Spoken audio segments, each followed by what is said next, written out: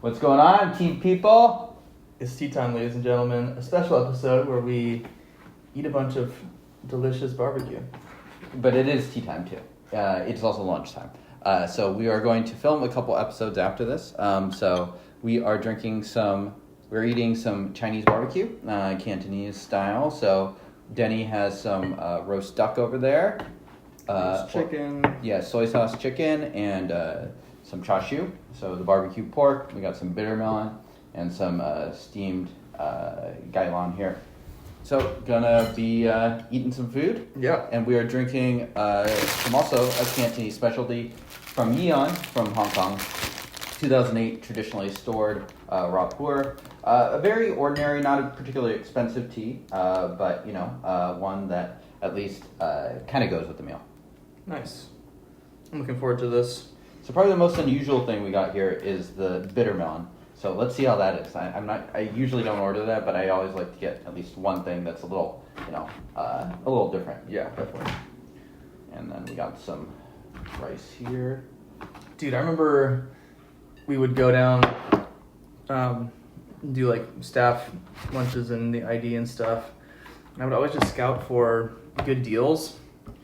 And there was this like crazy place for barbecue, it was just like when you're poor and young and I mean, even now, I'm just looking for a good deal on food. Honestly, it's pretty inexpensive. This type of food, exactly. If you can get it from sort of the right place. It's not necessarily like high-end cuisine, but Right. It is very tasty.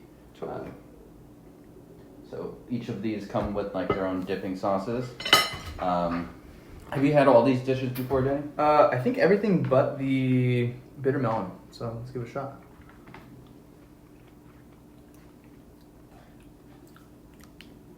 Ooh, it's bitter. The tenderness is quite nice. Yeah, so it's stir-fried with garlic. Oh yeah, you can dump it in. Yeah. I like it though.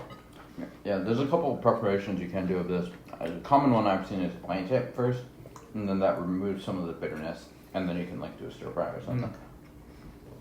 And to James's point, excuse me, this meal is not trying to be a fancy meal. This is a great lunch meal, great for leftovers. It's just a whole mess of chicken, kind of what you would expect if you went to like a paella or something like that. Get a roast chicken, not intended to be a complex meal. It's a workman meal. Totally, but still really, really tasty.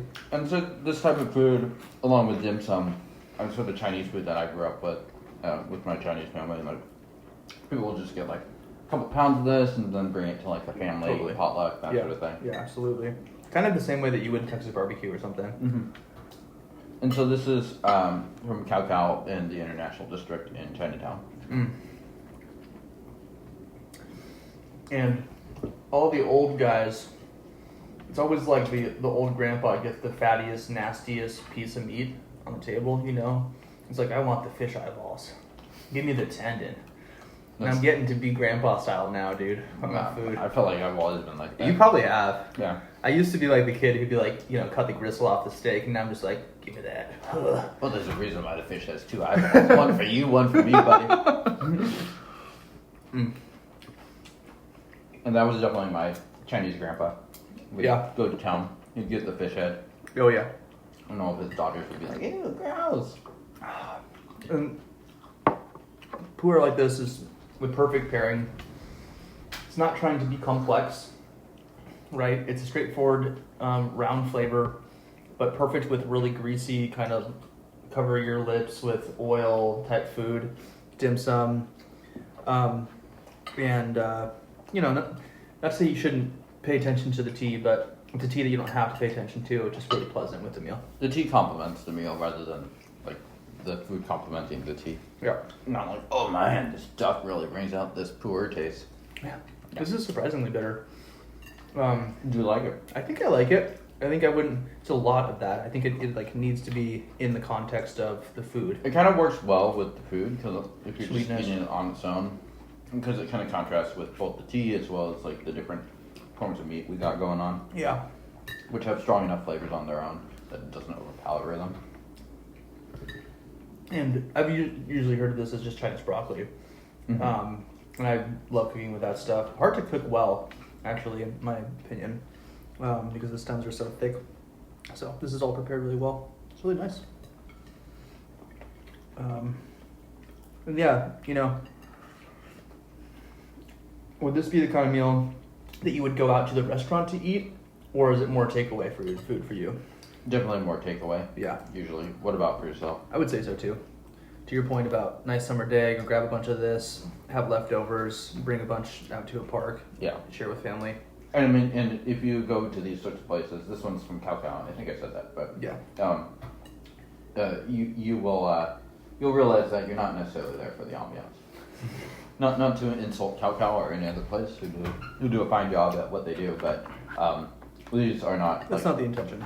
businesses with like great service, like that intent that want you to tip like a 22% mandatory tip or anything like that.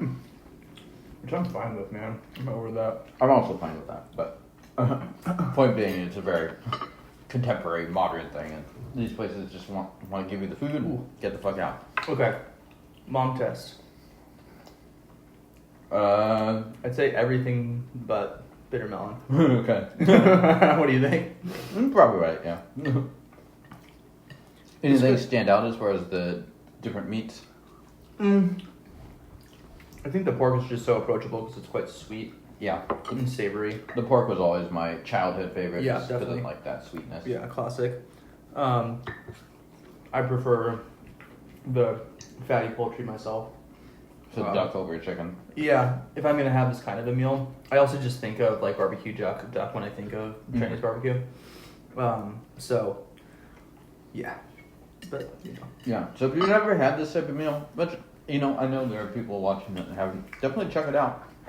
You can usually tell some of the shops by like they'll have like some poultry, like some duck or some chicken hanging from like kind of a window, and yeah, check it out. Yeah, it's quite nice.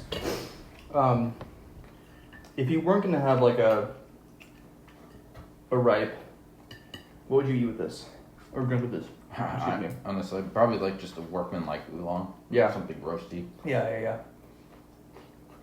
Even like maybe a wooey. Yeah. Something just to cut through kind of the fatty sweetness. Let's just do our normal test. Ultralight test. Food wise? Too heavy? Probably. Yeah. Unfortunately, you kind of just have to have like. That's probably my least favorite part about ultralight backpacking is trying to have food that's really lightweight. It's just so like nuts oriented.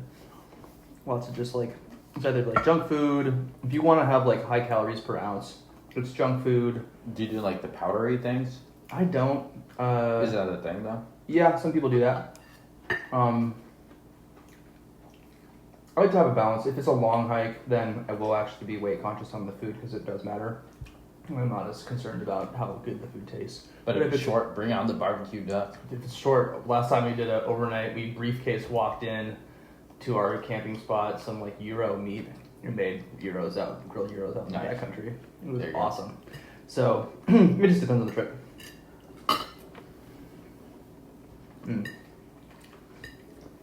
How about you? What's your favorite thing here? What do you think? Probably still the chashu. I mean, I think I'm kind of the same. I generally prefer duck meat over chicken when it comes to this stuff. But the chicken is perfectly fine too, to be clear. Yeah. And abundant. Here, I'm actually trying to focus on This is the smallest amount of chicken you can order, and it was like $8. That's pretty amazing, honestly. Yeah, I mean, I loved going to the like roast chicken stands in Colombia.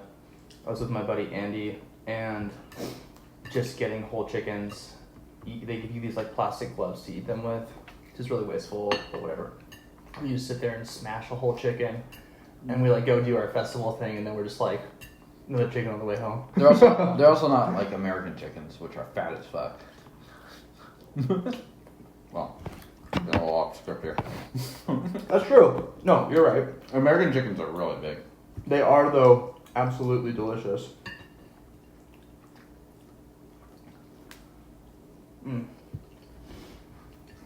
Oh, man. This is, hitting the spot. Alright, well, shall we call it there? Yeah. Thanks for watching us eat. the gluttonous episode of TDB. We might be having another one soon. We might do it in the future if people like it. To cover some different types of Chinese food around the area. Yeah. Yeah, and this one sort of like dim sum. You know, it goes with the tea. I mean, there's a strong Cantonese influence and kind of like the poor traditionalist stuff. This is a fun thing to do. Consider doing this with some friends. Make sure to pair it with some great tea with some tea that you'll enjoy, and then your stomach's full, and then you're ready to exactly, and ready to get rumble. into the real stuff. Yeah. All right, we'll see you guys next time.